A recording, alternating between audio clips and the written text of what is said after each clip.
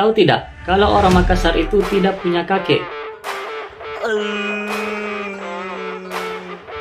Jadi begini, maksud dari kalimat orang Makassar tidak punya kakek hanyalah candaan atau gurauan semata bagi orang Makassar, yang dimana memang dalam bahasa Makassar tidak mengenal kata kakek, hanya mengenal kata nenek. Jadi mau itu ibu dari orang tua kita maupun ayah dari orang tua kita, dipanggilnya tetap nenek. Selain kata nenek, orang Makassar juga mengenal panggilan dato.